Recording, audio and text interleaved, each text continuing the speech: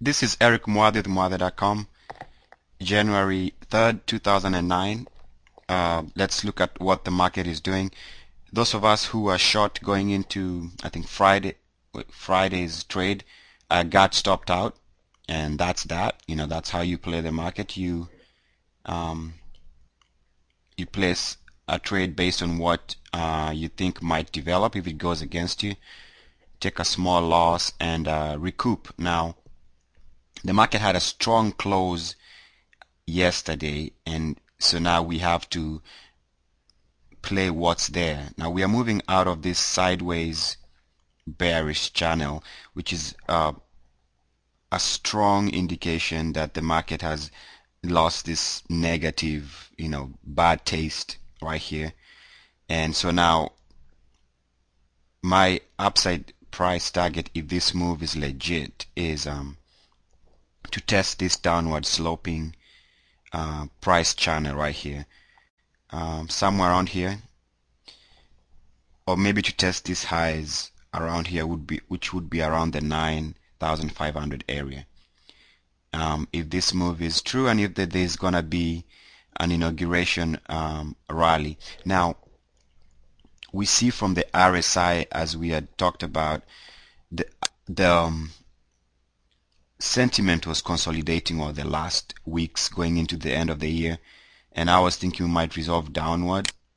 The market did finally decide to resolve higher, and so we broke out of this trend. So now the ball is with the bulls. Now it is important for us not to label ourselves either bullish or bulls or bears. It really don't matter what labels, just put you in a box. So the best thing would be to go with your idea, try and time it.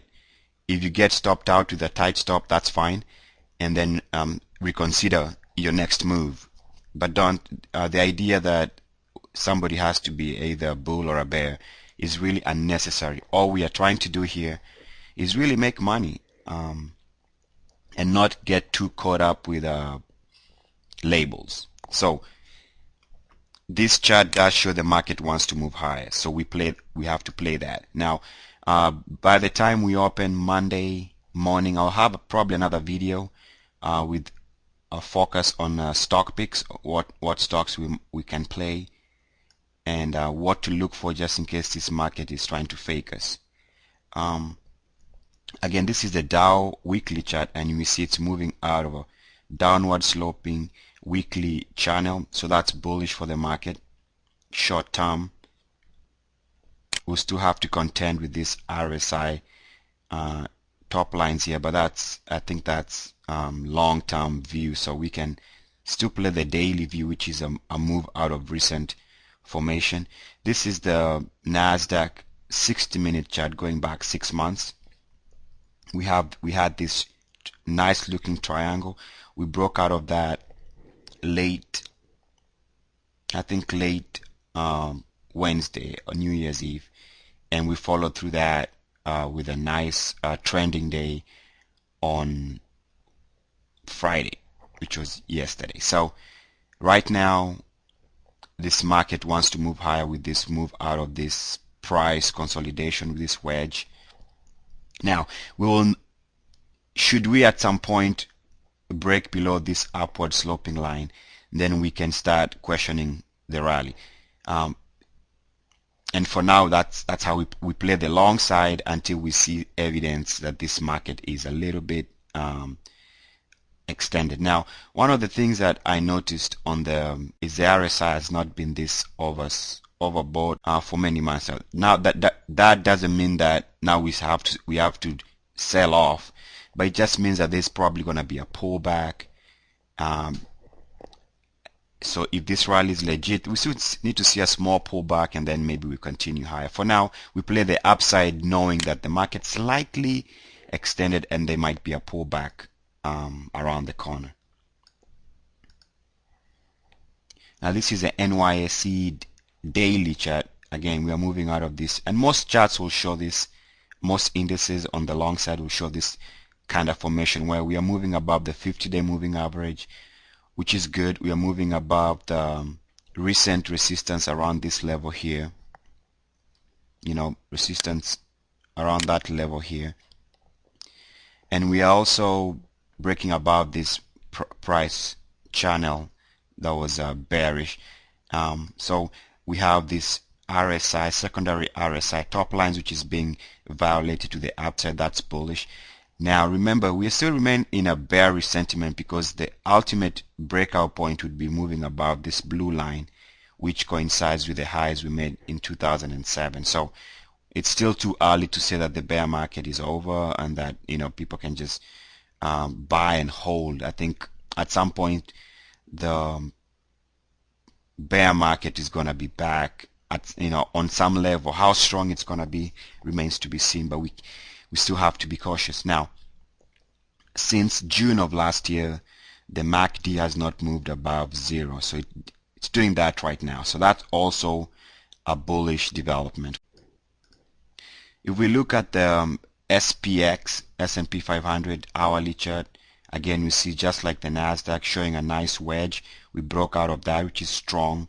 Price target might be to challenge this this price channel top lines. We will know that the market is rolling over.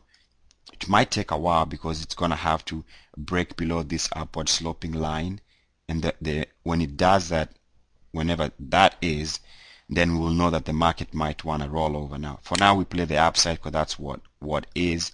Usually, in an ideal situation, the upside target is the length of this move here, which is about 100 and let me see, 900, about 160 points. The length of this wedge here is, in an ideal market, is going to be the upside target, which would bring us to about about 1050, somewhere around there, which kind of coincides with this price channel top lines.